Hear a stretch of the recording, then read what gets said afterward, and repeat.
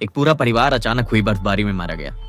एक आदमी एक लड़की के पास गया, उसका सिर उठाया और देखा कि उसकी त्वचा अभी भी नरम और लचीली थी, जिससे यह स्पष्ट था कि उसकी मौत ठंड से नहीं हुई थी।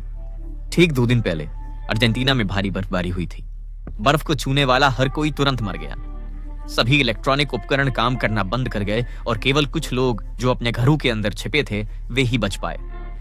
यह कोई प्राकृतिक आपदा नहीं बल्कि एक एलियन साजिश थी। उस दिन कई पुराने दोस्त ताश खेल रहे थे कि अचानक बिजली चली गई और उनके सभी मोबाइल फोन एक साथ बंद हो गए। उसी समय बाहर एक जोरदार धमाका सुनाई दिया। एक कार दुर्घटनाग्रस्त हो गई थी। फिर उन्होंने देखा कि बर्फ गिर रही थी जबकि गर्मी का मौसम था, जो उनके लिए पूरी तरह से अविश्वसनीय था।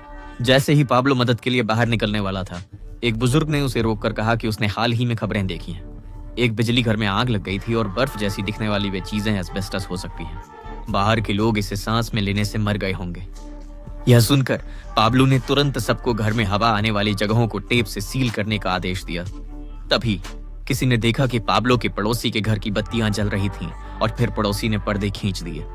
उन्होंने चिल्लाकर पड़ोसी को खिड़की न खोलने की चेतावनी दी, लेकिन पड़ोसी ने सोचा कि उन्हें कुछ चाहिए और उसने खिड़की खोल दी।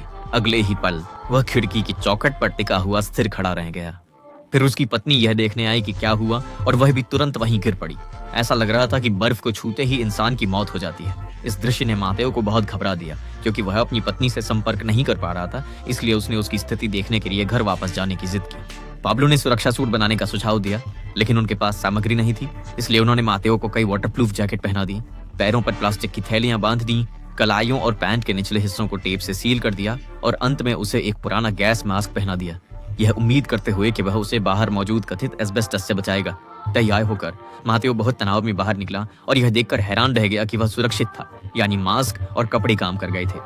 सफेद जमीन पर कदम रखते ही उसे एहसास हुआ कि वह एस्बेस्टस नहीं बल्कि बर्फ थी। उसने खिड़की से देख रहे अपने दोस्तों को अलविदा कहा और अपने घर की ओर चल पड़ा। शहर एक सर्वनाश के मंजर जैसा लग रहा था।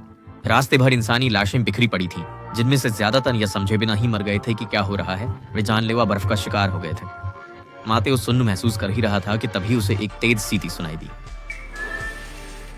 उसने उलझन में पीछे मुड़कर देखा और बर्फ में एक सैनिक को चुपचाप उसे घूरते हुए पाया। उसने उसका चेहरा साफ देखने की कोशिश की, लेकिन वह आकृति बिना किसी निशान के गायब हो गई। मातेओ जल्द ही समझ गया कि उसे मति भ्रम हुआ था। बिना और देरी किए उसने अपनी जगह पक्की करने के लिए नक्शा निकाला और घर जल्दी पहुंचने के लिए रेल की पटरियों पर चलने लगा। लेकिन जल्द ही एक ट्रेन को आते देख वह रुक गया।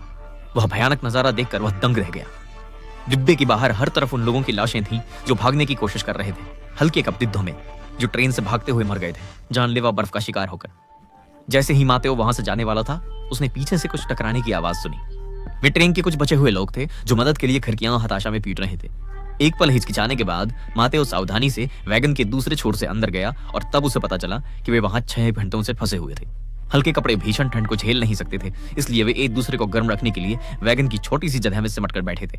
जिनके पास छिपने का समय नहीं था, वे बोगी के दरवाजे खुलते ही गलियारे में मारे गए। मातेओ जानता था कि बिना गर्म कपड़ों के ये लोग बर्फ को छूने से पहले ही शायद जमकर मर जाएंगे, पर वह उस समय कुछ नहीं कर सकता था। उसने बस अपने बैग से पानी की एक बड़ी बोतल निकाली और उनकी तरफ फेंक दी, यह सोचकर कि शायद इससे उन्हें कुछ और देर टिकने में मदद मिले।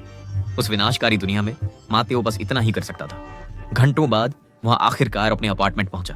उसने अंदर कदम रखा तो देखा कि दरवाजा टूटा हुआ था और घर पूरी तरह बिखरा पड़ा था, जिससे उसका दिल बैठ गया। उसने घबराहट में अपनी पत्नी और बेटी को ढूंढा, लेकिन उनका कहीं कोई नामो निशान नहीं मिला।